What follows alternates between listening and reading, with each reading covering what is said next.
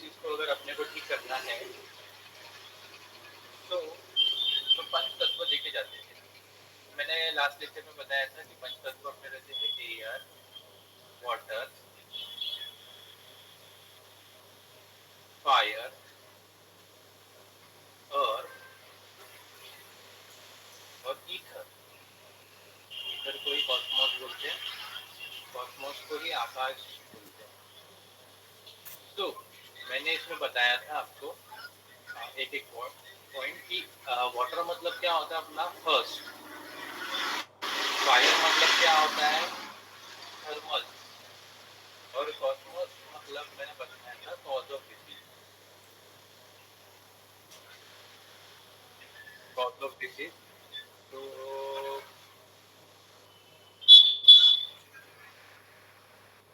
cause of disease either that is mental cause or either physical cause. तो और मैंने अर्थ में बताया था आपको एंड एयर में बताया था, इधर फिजिकल जनरल्स आते हैं, इधर फिजिकल सेंसिटिविटी आती है। तो मैं इसको करेक्ट करना चाहता हूँ।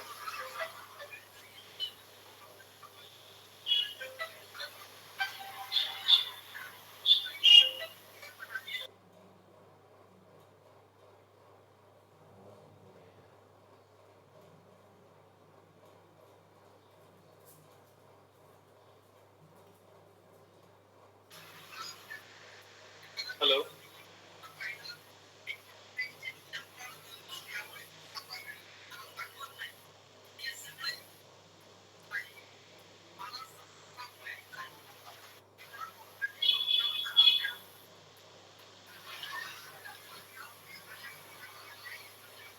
आप सभी को मेरी आवाज और पीपीटी दिख रही है?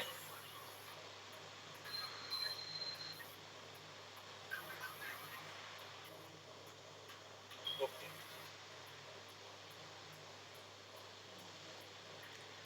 आवाज थोड़ा सा कम है। हेलो, अभी आ रहा है? हेलो, आवाज थोड़ा कम है आपका ना, मतलब थोड़ा इट शुड बी लाउडर। हम अभी आ रहा है? अभी बेटर है, हाँ जी। Okay okay, thank you ma'am.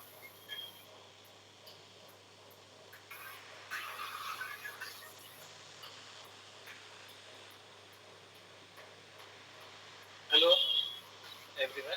तो लास्ट लेक्चर में मैंने बताया था कि फिजियोलॉजिकल डिसीज को ठीक करने के लिए एयर, वाटर, फायर, अर्थ और ईथर या कॉस्मोस, इन 5 एलिमेंट्स को देखा जाता है, और इन 5 एलिमेंट्स को देख के अपन उसको ट्रीट करते हैं।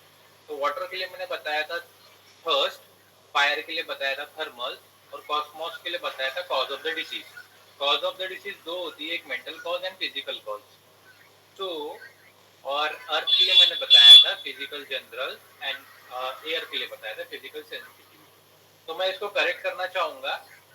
अर्थ मतलब होता है बॉडी, अर्थ मतलब is body, that is body पर जो भी आपके साइन सिम्टम आते हैं, फिजिकल जनरल्स आते हैं, वो सब बॉडी पे आएंगे। तो अर्थ denotes bodily parts or bodily activity, bodily sign and symptoms, bodily signs, and air denotes mind. So यहाँ पे अपन माइंड में क्या देखते हैं, दैट इज करंट डिस्पोजिशन।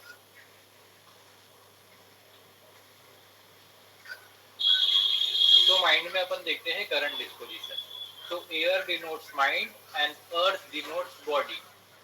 ये लास्ट टाइम मैंने थोड़ा सा इसको physical sensitivity and physical generals में बताया था, बट बॉडी में ही आएंगे, अर्थ में ही आएगा, दैट इज बॉडी में ही आएगा physical sensitivity, physical generals and body sign and symptoms. तो हम इन 5 चीजों को देखते हैं, और इन 5 चीजों को टोटलिटी करके ही अपन मेडिसिन प्रिस्क्राइब करते हैं। तो आप ये चीज करेक्ट कर लीजिए लास्ट इसमें, then we will start our session. तो लास्ट टाइम हमने देखा था कि जो सोरिक डिसीज है, जो होम्योस्टैसिस डिस्टर्ब होता है, तो होम्योस्टेसिस और सोरा, ये क्या होता है अपना physiological fundamental function of life होता है, ठीक है। जब ये कॉम्प्रोमाइज हो जाता है, जब बेसिक फंक्शन कॉम्प्रोमाइज होता है, तो अपने को सोरिक डिफेंस डिसीज मिलती है, फिजियोलॉजिकल डिफेंस मिलती है, फिजियोलॉजिकल डिस्टर्बेंस मिलती है,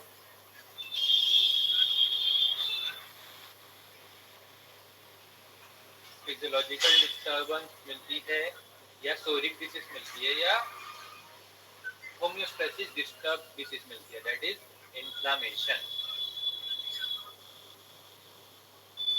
ठीक है।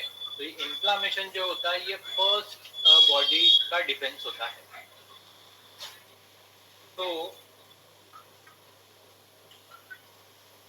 तो इन्फ्लामेशन डिस्टर्ब हुआ तो सबसे पहले इन्फ्लामेशन क्यों होता है वो जानना जरूरी है।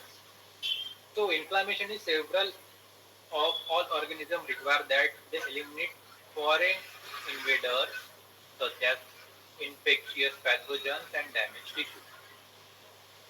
तो क्या होता है, जो बॉडी में अगर कोई पैथोजन एंटर करता है, तो पैथोजन एंटर करने के कारण क्या होता है, सेल इंजुरी होती है। सेल इंजुरी हुई तो सेल इंजुरी के साथ अपने फाइटर सेल जाते हैं।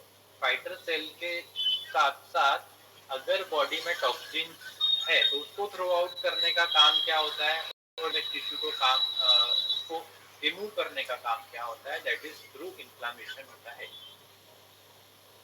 So these functions are mediated by a complex host response that is called as inflammation. So तो ये जो सारी प्रोसेस होती है इसी को इन्फ्लामेशन कहा जाता है।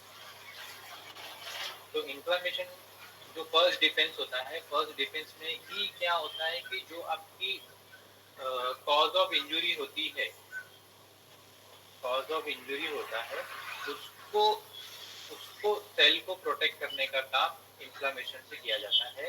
और जो पैथोजेंस है, बैक्टीरिया है, वायरस है, उनको रिमूव करने का काम थ्रू इन्फ्लामेशन ही होता है। तो इन्फ्लामेशन क्या होता है, बॉडी का फर्स्ट रिस्पॉन्स होता है, बॉडी का फर्स्ट रिस्पॉन्स होता है, जिसके कारण ही इंजुरी होने के कारण इन्फ्लामेशन रिस्पॉन्स में आता है। तो inflammation is a protective response. ये कैसा है, प्रोटेक्टिव रिस्पॉन्स है। तो जो भी अपने डिफेंसेस है, जो भी डिसीज आती है, तो disease nothing but a defence. तो जो डिसीज है या डिसीज है 3 स्टेज में ट्रैवल करती है। जैसे मैंने बताया कि जो इंजुरी रहेंगी वो 3 स्टेज में जाएंगी। फर्स्ट अपन ने देखे थे दैट इज फिजियोलॉजिकल डिस्टर्बेंस, जिसको अपन ने इन्फ्लामेशन बोला। सेकंड इसमें जाएगा that is reversible disease, that is constructive disease, that is इसी को इन्फ्लामेशन को सोरिक बोलेंगे, कंस्ट्रक्टिव डिसीज को साइटोसिस बोलेंगे। And third is irreversible disease, that is destructive disease, destructive disease को ही सिफिलिस बोलेंगे। तो फर्स्ट इज इन्फ्लामेशन। तो जो ये सारे डिफेंसेस है, ये क्या है, प्रोटेक्टिव रिस्पॉन्स है। किससे, दैट इज जो अपने को कॉज कर रहे हैं इंजुरी, इंजुरी जो कर रहे हैं एजेंट, उनसे। So inflammation is protective response intended to eliminate the initial cause of the cell injury as well as the necrotic cell and tissue resulting from the original insult. तो जो inflammation होता है वो इसीलिए होता है कि वो सेल डैमेज को ज़्यादा होने ना दे और जो टॉक्सिन्स आया है, जो बैक्टीरिया आया है, उसको रिमूव कर। Inflammation accomplish its protective mission by inflammation या जो बैक्टीरिया पैथोजेंस है उसको क्लीन करने का काम कैसे करते हैं, by diluting them, destroying them, neutralizing harmful agents, microbe and toxin. तो इन्फ्लामेशन क्या होता है, डाइल्यूट करके बैक्टीरिया को डिस्ट्रॉय करता है, या उसको किल करके डिस्ट्रॉय करता है, न्यूट्रलाइज करके डिस्ट्रॉय करता है। तो ये इन्फ्लामेशन के टाइप्स हो जाते हैं कि वो कैसे पैथोजेंस को डिस्ट्रॉय करता है। तो अपन ने लास्ट लेक्चर में भी देखे थे कि एक सेल को इंजोर कौन कौन कर सकता है, that is infectious agent, trauma, physical can, chemical agent, tissue necrosis, foreign bodies, immune reaction, and Hahnemann sir ने और एक ऐड किया है that is mental emotion. Mental emotion भी सेल को इंज्योर करते हैं. Then inflammatory response. ये इन्फ्लामेशन होता कैसे है? तो सबसे पहले इसमें आता है इन्फ्लामेशन में पहला उसका साइन होता है दैट इज वस्कुलर चेंज. तो इन्फ्लामेशन रिस्पॉन्स में अगर कोई, जैसे अपनी ये ब्लड वेसल है और यहाँ पे अपना कोई स्किन का पार्ट, अगर पैथोजन यहाँ से एंटर किया और ये पैथोजन यहाँ पे आया, पैथोजन आने के बाद उसने कॉलोनी ग्रोथ करना चालू किया, कॉलोनी ग्रोथ हो गई तो अपने को यहाँ पे बॉडी को पता चल जाता है, यहाँ के जो सेल्स रहते हैं वो इन्फॉर्म करते हैं कि यहाँ कुछ तो भी गड़बड़ है. तो गड़बड़ होने के साथ साथ जो ब्लड नियरेस्ट ब्लड वेसल होती है वहाँ पे सबसे पहले आता है वस्कुलर चेंज. वस्कुलर चेंज मतलब क्या होता है? सबसे पहले आएगा यहाँ पे वॉसो डायलेटेशन. वॉसो डायलेटेशन मतलब कि जो ब्लड वेसल है वो रिलैक्स होगी. रिलैक्स होंगी तो क्या हो जाएगा? दैट इज यहाँ पे जो ब्लड फ्लो रहेगा वो क्या हो जाएगा? ज़्यादा हो जाएगा. ज़्यादा ब्लड जमा होना चालू हो जाएगा यहाँ. तो ज़्यादा ब्लड जमा होगा तो क्या होगा? ज़्यादा ब्लड जमा होगा तो यहाँ पे थोड़ा सा ब्लड स्लो हो जाएगा. स्लो होने के तो सबसे पहले क्या आता है? That is vasodilatation. Vasodilatation क्यों होता है उस जगह पे? क्योंकि वहाँ पे ब्लड फ्लो ज़्यादा चाहिए. ब्लड फ्लो ज़्यादा चाहिए. क्यों ब्लड फ्लो ज़्यादा चाहिए? ताकि अपन अपने सोल्जर्स ज़्यादा भेज सके वहाँ. तो first is vasodilatation. Then second change आता है कि ये जो एंडोथीलियम होती है ये हो जाती है परमिएबल. एंडोथीलियम क्या हो जाती है? ये हो जाती है परमिएबल, जो प्लाज्मा और प्रोटीन्स को, डब्ल्यूबीसी को सर्कुलेशन में वहाँ भेज सके यहाँ से यहाँ. तो सेकंड चेंज आता है परमिएबिलिटी में.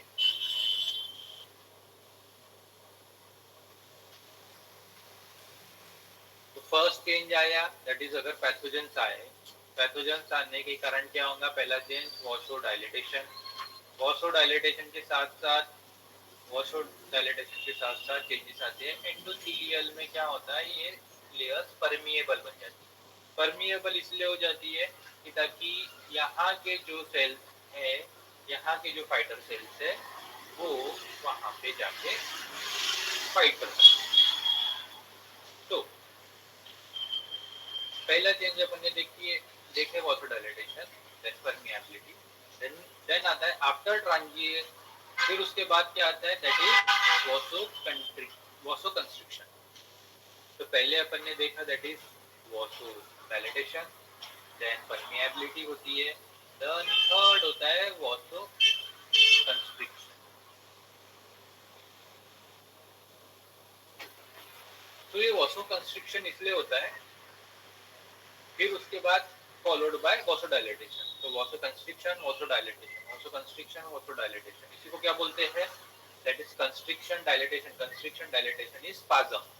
तो स्पाज्म आते हैं, स्पाज्म होते हैं, resulting in locally increase blood flow. तो इससे क्या होता है? स्पाज्म से जो ब्लड फ्लो होता है या जो कैपिलरीज की तरफ, कैपिलरी बेड की तरफ ब्लड फ्लो होता है वो इंक्रीज हो जाता है.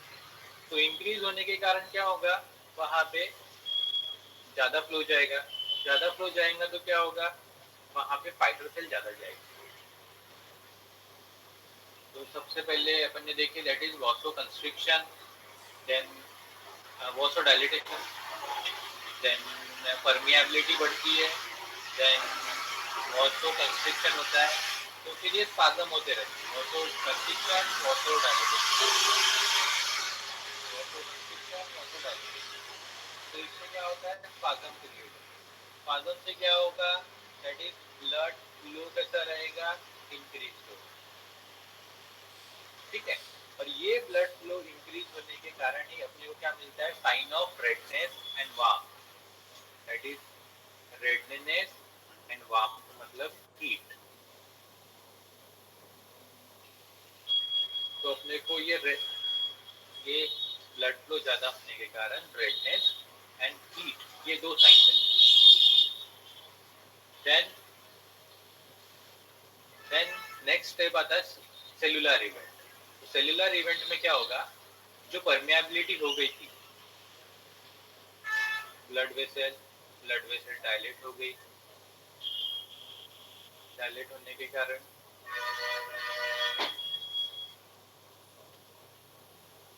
यहाँ पे पैथोजन सेंटर हुआ। पैथोजन ने क्या किया, अपनी कॉलोनी इंक्रीज की, कॉलोनी इंक्रीज हो गई तो मैसेज गया। तो अभी ये क्या हो गया, यहाँ की सेल क्या, यहाँ की लेयर क्या होगी, परमिएबल हो।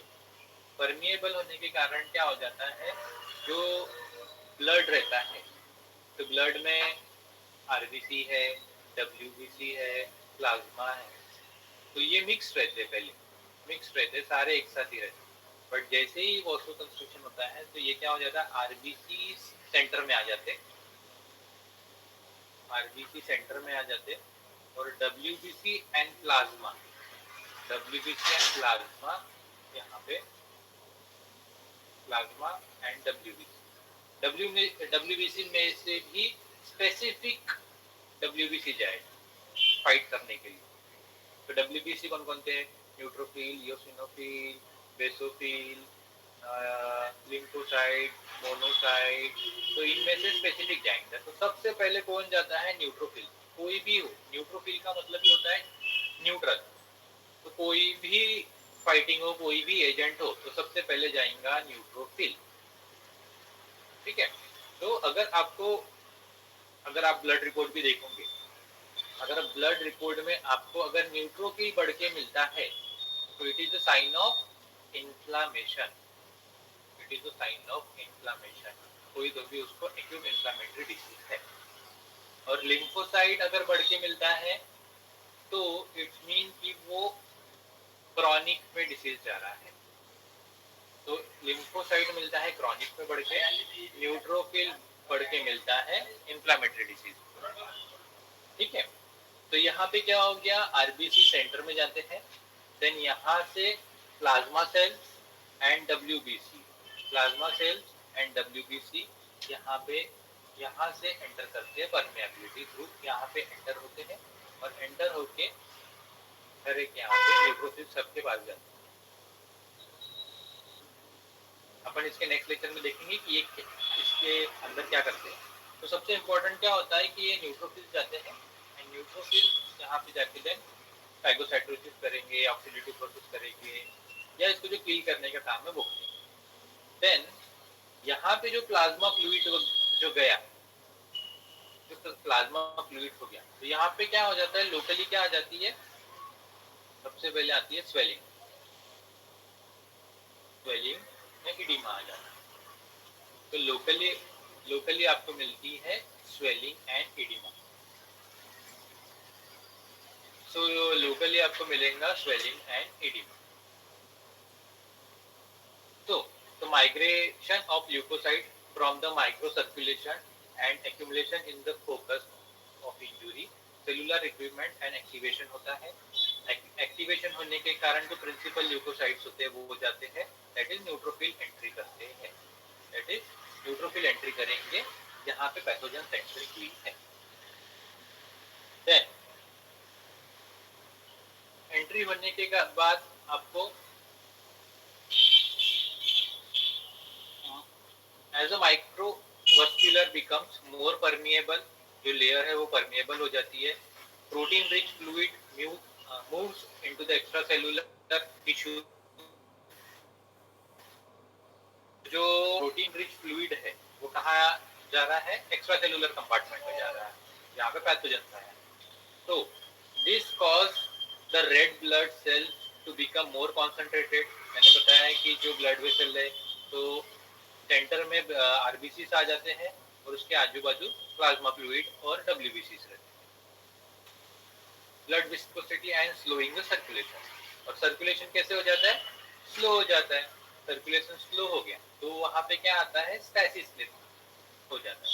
वही स्टैसिस से क्या डेवलप होता है, दैट इज swelling develop होती है. These changes are reflecting microscopically by the numerous dilatation of small blood vessels packed with erythrocytes slowly flowing the blood flow, जो स्टैसिस निर्माण करते हैं. उसके बाद क्या होता है, और दैट इज माइग्रेशन होता है. माइग्रेशन मतलब कि वही प्लाज्मा फ्लूइड से ट्रांसफर होते हैं जहाँ पे ब्लड वेसल टू जहाँ पे इंज्योर सेल है इसको किल करने के. तो अपने को क्या मिला, वॉसो कंस्ट्रिक्शन, वॉसो डायलिटेशन, वॉसो कंस्ट्रिक्शन. पहला मिला स्पाज्म. स्पाज्म से अपने को साइन मिले, that is redness and heat. Permeability के कारण मिला अपने को स्वेलिंग. then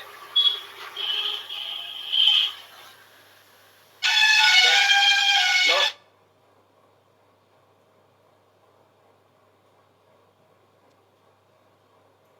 चेंजेस के कारण एडिमा आता है.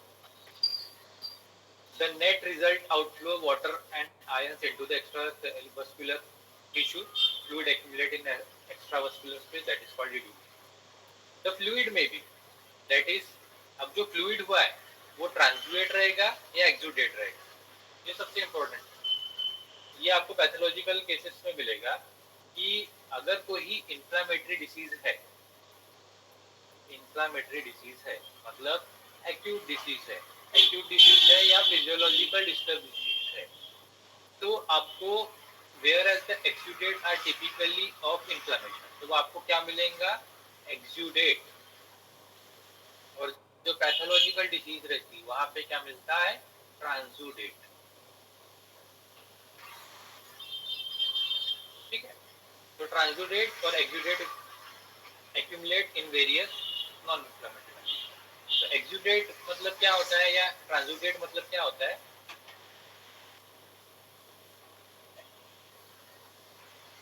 एक्सुडेट मतलब क्या होता है कि यहाँ पे फ्लूइड के साथ साथ प्रोटीन लीकेज भी होता है जहाँ पे इंजुरी रहती है सेल की, हाई प्रोटीन कंटेंट रहता है. तो इसलिए हमको लोकल यहाँ पे लोकल एडिमा मिलता है, लोकल स्वेलिंग में. ठीक है. तो ट्रांसुडेट में क्या होता है, ऑस्मोटिक इम्बैलेंस होता है, अल्टरेशन ऑफ प्लाज्मा प्रोटीन होता है. यहाँ पे जनरलाइज स्वेलिंग भी मिलती है. तो जो आप सीकेडी या फिर हार्ट पेशेंट्स होते हैं या फिर थायराइड के पेशेंट होते हैं, आप उसमें देखोगे कि स्वेलिंग आती है. जो स्वेलिंग आती है वो ट्रांसुडेट स्वेलिंग रहती है, और जो एक्सुडेट स्वेलिंग रहती है वो लोकल स्वेलिंग रहती है. तो लोकल इन्फ्लामेटरी के कारण लोकल, एक्सुडेट के कारण लोकल आपको स्वेलिंग मिलेगी, और ट्रांसुडेट के कारण पैथोलॉजिकल स्वेलिंग मिलेगी. ओके. तो प्रोटीन रिच फ्लूइड पेरिवेस्कुलर स्पेस में जाके प्रोड्यूस करता है, दैट इज अपना साइन मिलती है, दैट इज अपने को oedema, that is swell. Then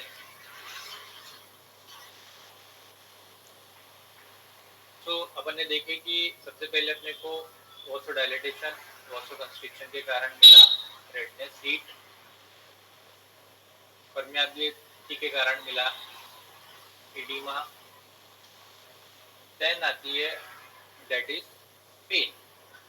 तो जो पेन होती है, जो पेन होता है वो होता है, it is due to chemical mediators.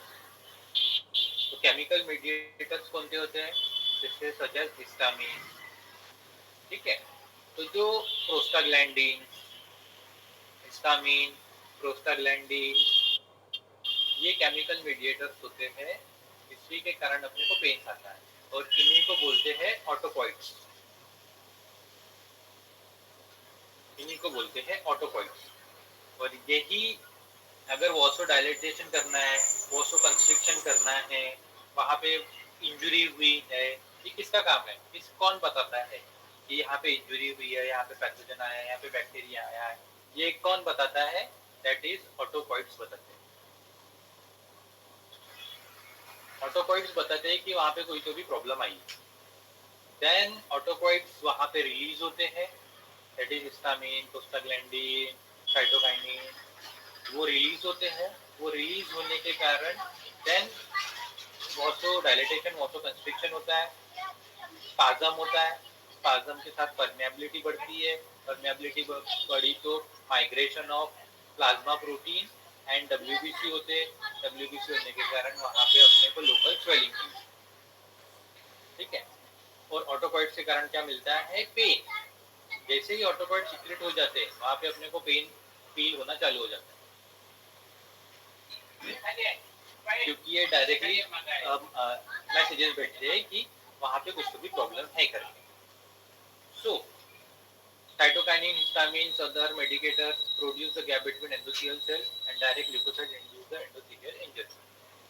Increase the passage of fluid endothelium, increase vascular permeability, also plasma protein and leukocyte enter to the sites. That is fluid leakage and edema. तो सबसे पहले अगर कोई इंजरी हुई, जब अपन start करते starting से, injury हुई या कोई पैथोजन आया या फिर फिजिकल ट्रॉमा आया, तो क्या होगा, लोकली सबसे पहले सिक्रीट होंगे ऑटोकॉइड्स। ऑटोकॉइड सिक्रीट होंगे मतलब प्रोस्टाग्लैंडिन, हिस्टामिन, साइटोकाइनिन, ये सिक्रेट होंगे। ये सिक्रेट होने के कारण वहाँ पे जहाँ पे ब्लड वेसल है वहाँ पे क्या आएगी, चेंजेस आएंगे। क्या चेंजेस आएंगे, पहले वासो डायलेटेशन आएगा, वासो कंस्ट्रिक्शन आएगा, जो प्रोड्यूस करेगा स्पाज्म।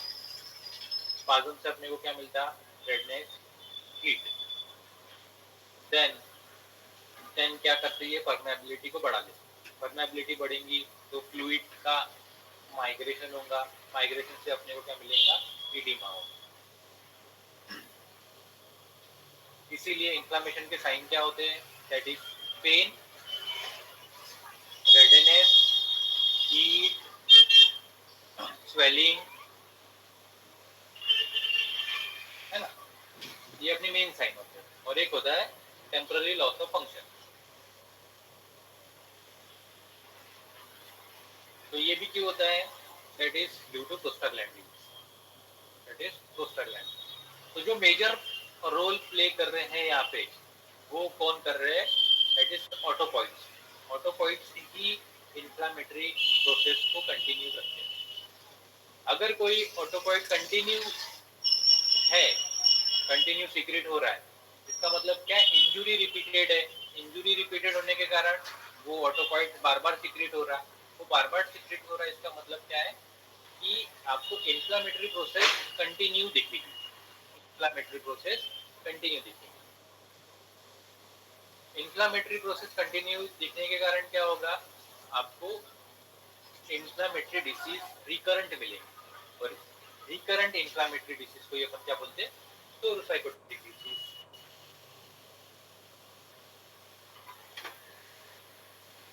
तो हिस्टामिन एंड प्रोस्टाग्लैंडिन रिलीज होते हैं सबसे पहले, देन कैपिलरी डायलेट्स होती है, और दैट इज फर्स्ट स्टेप क्या होती है, प्रोस्टाग्लैंडिन ऑटोकॉइड सीक्रेट्स होते हैं। सेकेंड में अपन ने देखा कि स्पाजम्स होते हैं, देन स्पाजम्स के साथ देखा कि परमेबिलिटी बढ़ती है, देन वहाँ पे पैथोजेंस जाते हैं और वो फैगोसाइटिस करते हैं और पैथोजेंस को किल करते हैं। तो ये सारी इन्फ्लामेशन की प्रोसेस है जिसमें अपने को मिलता है, दैट इज फर्स्ट इसमें मिलता है pain, that is redness, heat, swelling, ठीक है ना। तो मेजर जो इन्फ्लामेटरी साइंस है वो यही होता है। देन अपन देखेंगे ऑटोकॉइड्स क्या क्या है।